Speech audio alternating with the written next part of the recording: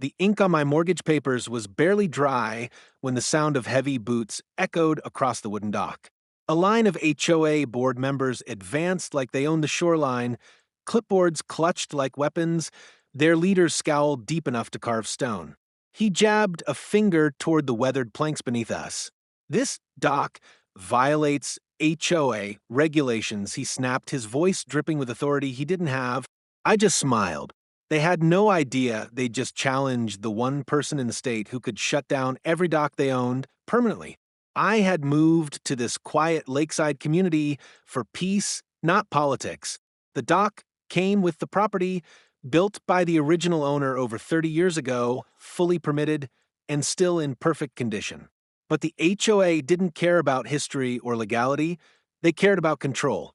Their regulations demanded every waterfront homeowner pay thousands in annual fees for dock maintenance, even if the HOA didn't own the docks. They saw me as their next payday. What they didn't realize was that as the state's Waterway Supervisor, I was the one who approved and revoked every dock permit in the region.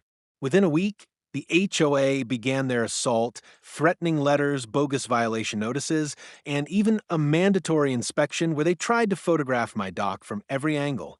Neighbors whispered warnings about the board's reputation for bullying newcomers into paying up. Then came the ultimatum. Either I pay $5,000 in compliance fees, or they'd have my dock removed within 30 days. That was their mistake. They assumed I'd roll over like everyone else. Instead, I pulled every permit on record, inspected every dock they claimed to control, and uncovered more violations than I could count, all committed by the HOA itself. The HOA president showed up at my door one morning, smug grin plastered across his face. "Clock's ticking on that dock of yours," he said, waving a removal order like a victory flag. I didn't even look at it. Instead, I handed him a thick envelope, an official state notice revoking permits for every single dock under the HOA's jurisdiction. His smile faltered, eyes darting over the letter as the color drained from his cheeks. You can't do this," he stammered. I stepped closer and said, "Watch me."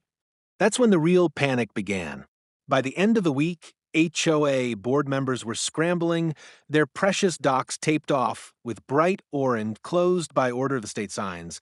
Neighbors who once feared the HOA now lined up to thank me for standing my ground. The president resigned, the board dissolved, and every bogus fee they'd ever charged had to be refunded. As for my dock, still standing, still legal, and now the most respected spot on the lake. The HOA had come for me and sunk themselves instead.